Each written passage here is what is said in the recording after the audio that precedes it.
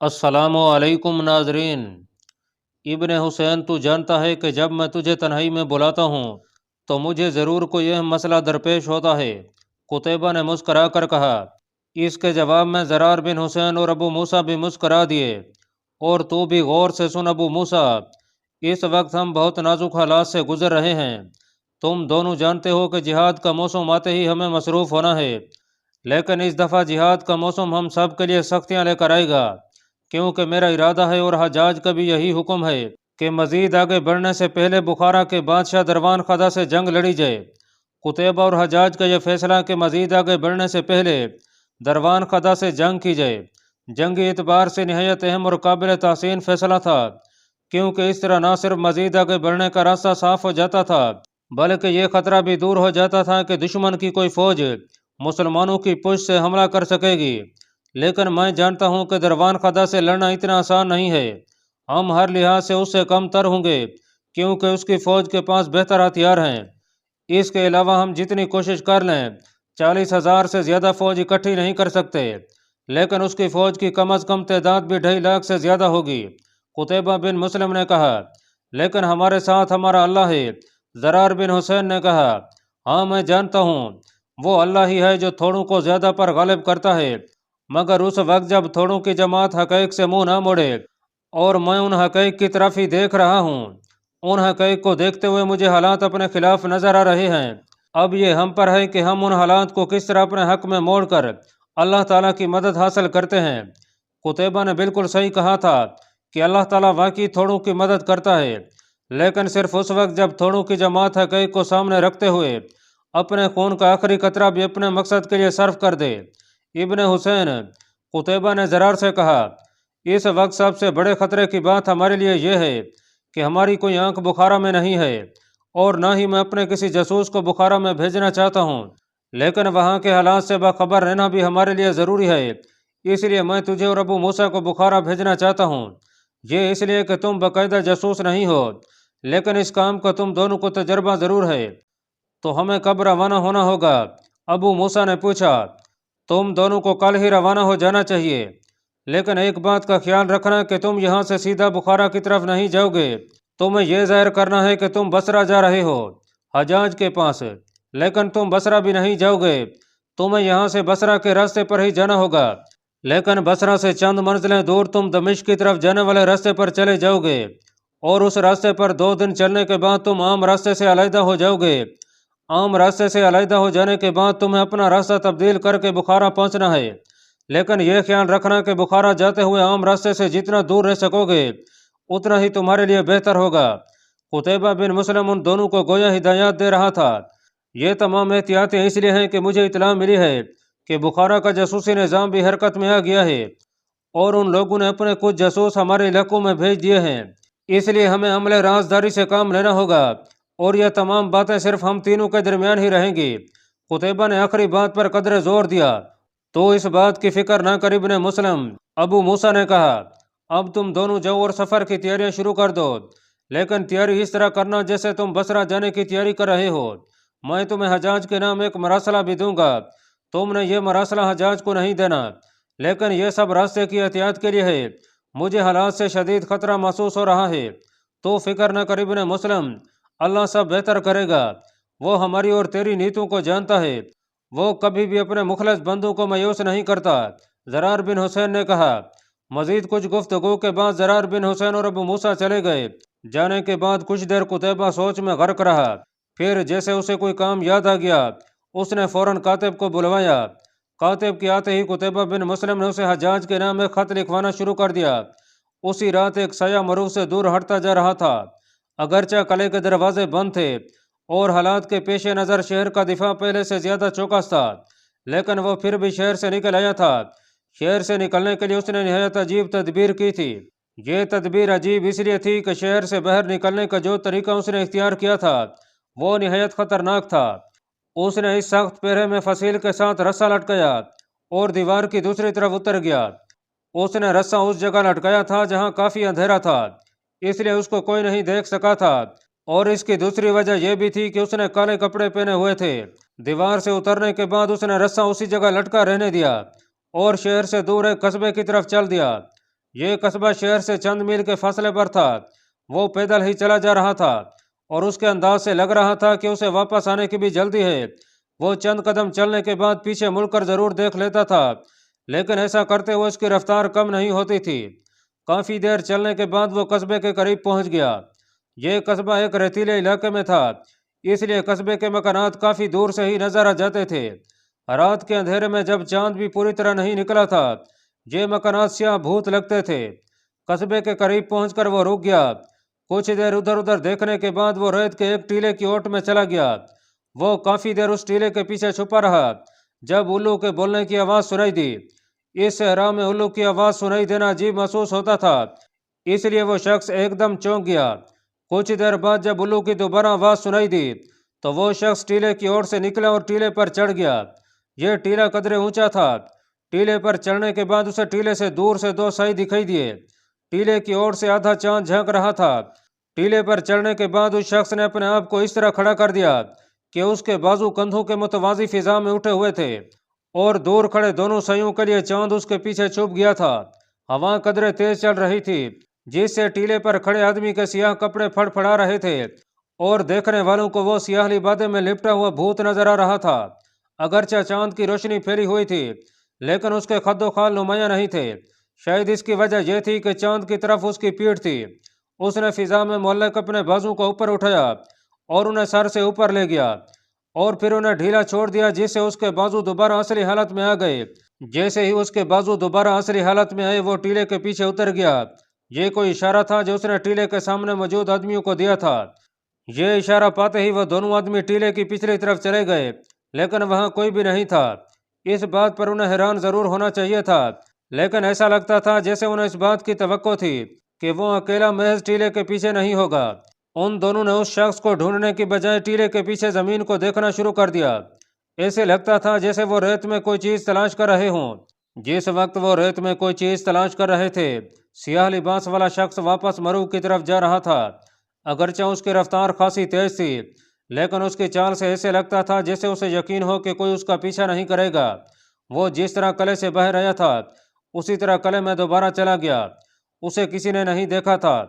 وہ دونوں آدمی جو ریت میں کچھ تلاش کر رہے تھے، کافی دیر تک اپنی کوشش میں لگے رہے۔ آخر تھوڑی دیر بعد انہیں وہ چیز مل گئی جس کو وہ تلاش کر رہے تھے۔ یہ چمڑے کی ایک تھیلی تھی، جس کے چاروں کنارے مضبوطی سے سلے ہوئے تھے۔ اس کی موٹائی سے لگتا تھا کہ اس کے اندر کوئی چیز موجود ہے۔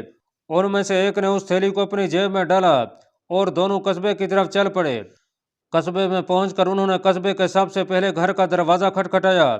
یہ گھر صرف ایک کمرے پر مشتمل تھا اور کمرے کے دوسرے گھروں سے قدرے علیحدہ بھی تھا۔ کچھ دیر بعد دروازہ کھل گیا اور وہ دونوں اندر چلے گئے۔ اندر داخل ہو کر ان میں سے ایک نے دروازہ بند کر دیا۔ ابھی وہ دروازہ بند کر کے مڑا ہی نہیں تھا جب اسے دروازہ کھولنے والے نے مخاطب کیا، زبیر وہ امانت لے آئے۔ یہ دروازہ کھولنے والے کی آواز تھی۔ وہ ایک عمر رسیدہ شخص تھا، اس لیے اس کی آواز کانپ رہی تھی۔ ہاں محترم بزرگ، یہ زبیر کی آواز تھی۔ اللہ تجھے جزا دے گا، تو نے بہت نیک کام کیا ہے۔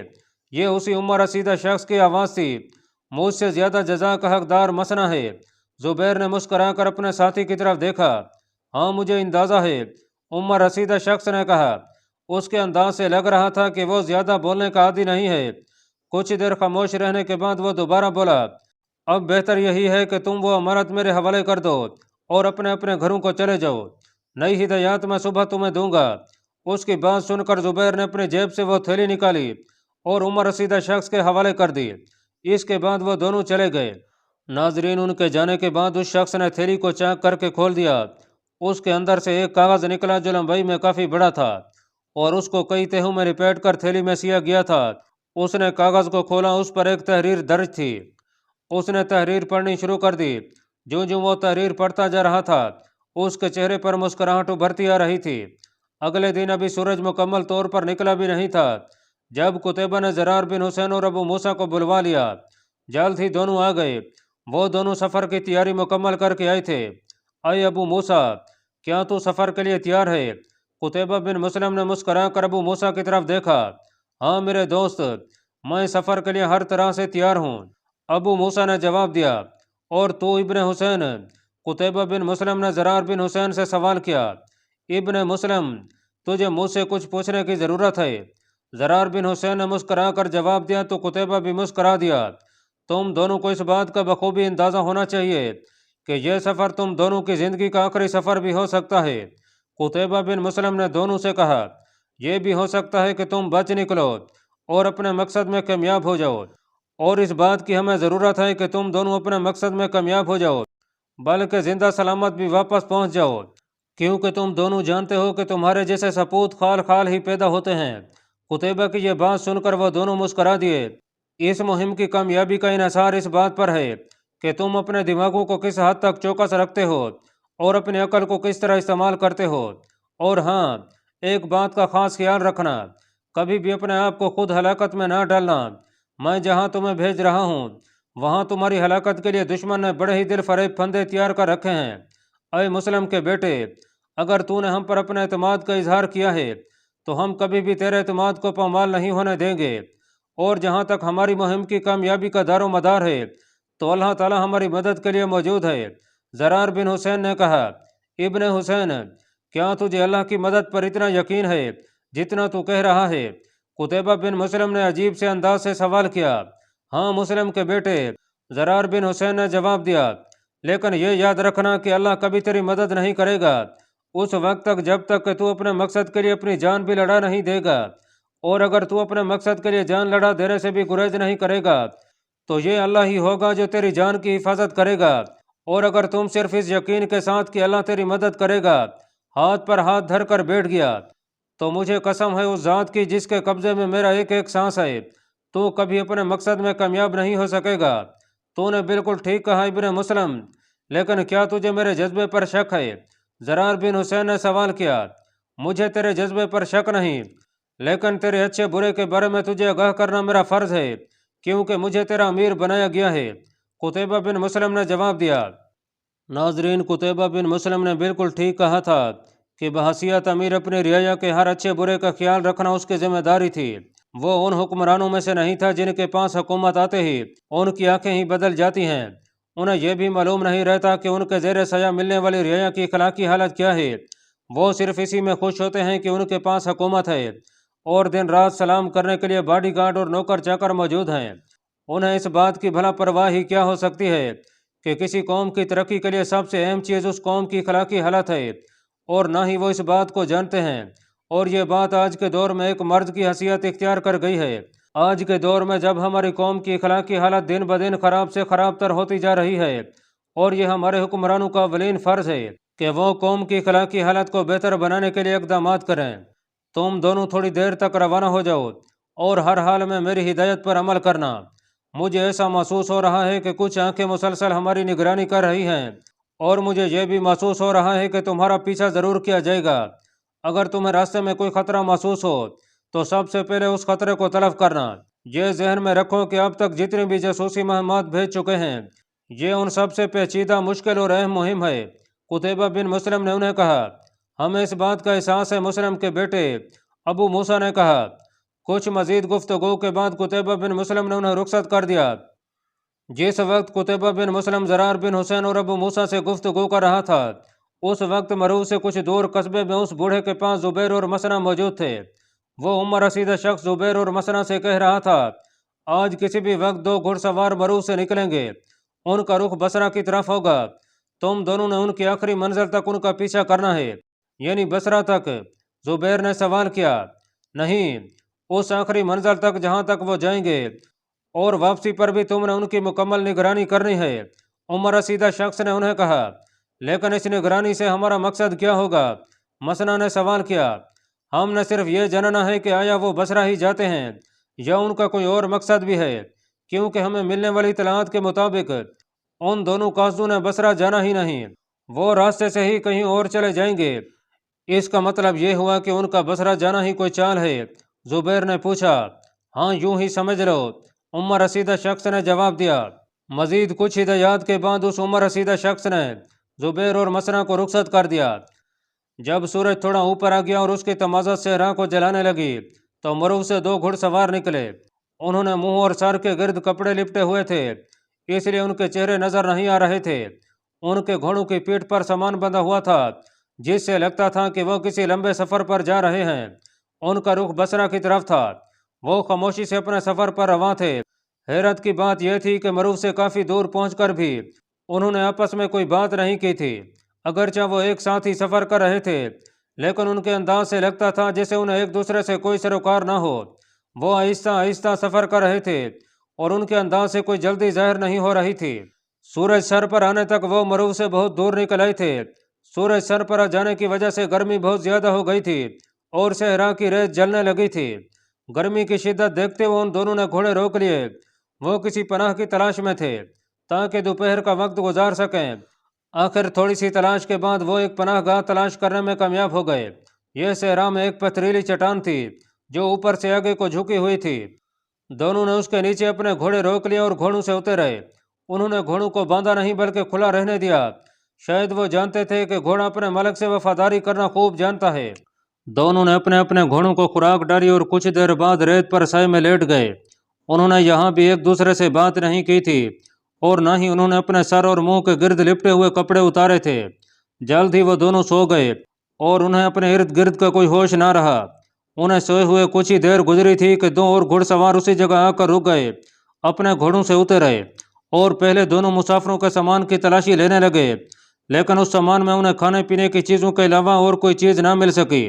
وہ دونوں سامان کی تلاشی سے فارغ ہو کر اسی طرف چلے گئے جہاں سے آئے تھے۔ ان دونوں نے اپنے چہرے سیاہ نقابوں میں ڈھانپے ہوئے تھے۔ ان کے حلیوں سے لگتا تھا کہ وہ صحرا کے پیشہ ور ڈاکو ہیں، مگر حیران کن بات یہ تھی کہ اگر وہ صحرا کے پیشہ ور ڈاکو ہوتے تو کبھی بھی اس طرح خاموشی سے واپس نہ چلے جاتے۔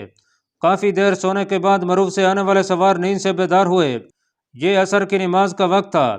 عصر کی نماز پڑھ کر وہ آگے نکلنے کی تیاری کرنے لگے۔ جب وہ آگے جانے کے لیے گھوڑوں پر بیٹھنے لگے تو ان دونوں میں سے ایک چونک پڑا۔ اس نے اشارے سے اپنے دوسرے ساتھی کو اپنی طرف متوجہ کیا۔ اس اشارے پر ساتھی نے ریت کو غور سے دیکھا تو وہ بھی حیران ہوئے بغیر نہ رہ سکا۔ ریت پر اس طرح پاؤں کے نشان تھے جیسے یہاں کافی دیر تک کچھ لوگ چلتے رہے ہوں، اور یہ نشان صرف اس جگہ کے گرد تھے جہاں ان کے گھوڑے کھڑے تھے۔ انہوں نے غور سے دیکھا تو انہیں اندازہ ہوا کہ یہ نشان اسی طرف سے آ رہے تھے جس طرف سے وہ دونوں آئے تھے۔ دونوں ایک دوسرے کی طرف دیکھ کر مسکرا دیے۔ ان کی مسکراہٹ کا پتہ ان کی آنکھوں کے سکڑنے سے چلتا تھا کیونکہ ان کا باقی منہ کپڑے میں لپٹا ہوا تھا۔ ان دونوں نے آنکھوں ہی آنکھوں میں کوئی فیصلہ کیا اور پھر وہ دوبارہ اپنے سفر پر روانہ ہو گئے۔ اب ان کی رفتار پہلے سے بھی زیادہ سست تھی۔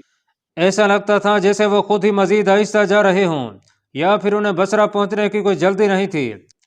باقی تمام دن اور رات کا ایک پہر وہ چلتے رہے۔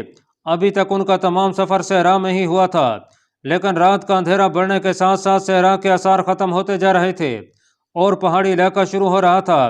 جب چاند مکمل طور پر سر پر آ گیا اس وقت صحرا ختم ہو چکا تھا۔ اب ان کے راستے کے دونوں طرف بلند پہاڑ تھے۔ یہ پہاڑ سر سبز بھی نہیں تھے اور نہ ہی چٹیل تھے۔ ان پر چاندیچ لمبی گھاس اگی ہوئی تھی، جبکہ حیران کن بات یہ تھی کہ ان پہاڑوں پر گھاس کے علاوہ کوئی پودا نظر نہیں آتا تھا۔ آسمان کی اوٹ سے آدھا چاند جھانک رہا تھا۔ اس کی روشنی پہاڑوں پر گر کر ان کو منور کر رہی تھی۔ اگرچہ ماحول پر اندھیرے کا راج تھا اور اس اندھیرے کو چاند کی روشنی پاڑنے میں ناکام تھی، لیکن پھر بھی وہ دونوں اس علاقے کی خوبصورتی کو محسوس کیے بغیر نہ رہ سکے۔ جب رات کافی گہری ہو گئی تو انہوں نے اپنے گھوڑے روک دیے اور ایک پہاڑ کی اوٹ میں سونے کا اہتمام کرنے لگے۔ ابھی وہ دونوں اپنے اپنے بستر بچھا کر فارغ ہی ہوئے تھے جب دو گھڑ سوار ان کے سامنے آ کر رک گئے۔ چاند کی مدھم روشنی میں ان کے صرف قد و خال ہی واضح تھے۔